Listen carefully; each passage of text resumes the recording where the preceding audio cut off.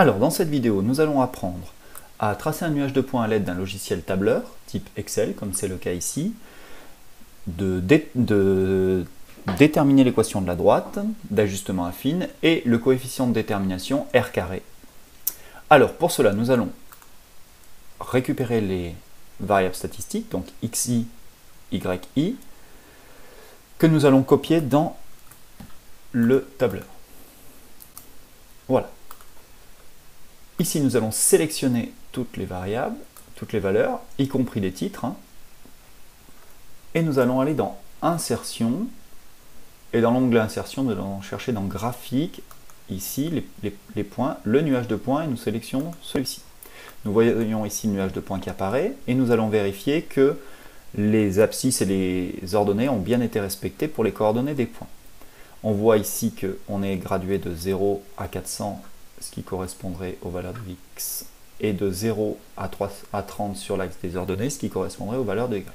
Pour cela, nous allons sélectionner un point en allant sur un point et cliquant. Et vous voyez, déjà, sans cliquer, même on voit apparaître les coordonnées du point, 296, ce qui correspond bien au deuxième point de nos valeurs. Le premier point, 277, ça correspond bien à nos points. Donc nous cliquons dessus, on voit tous nos points sélectionnés, nous faisons un clic droit ensuite, et nous allons ouvrir la boîte de dialogue, ajouter une courbe de tendance. Nous avons la boîte de dialogue qui apparaît, nous allons choisir le modèle linéaire pour faire apparaître une droite, pour un ajustement affine. Nous avons tout un tas d'autres types de courbes, mais que nous verrons par la suite. Ensuite, nous allons demander au logiciel de faire afficher l'équation de la droite et le coefficient de détermination R carré. Nous fermons la boîte de dialogue.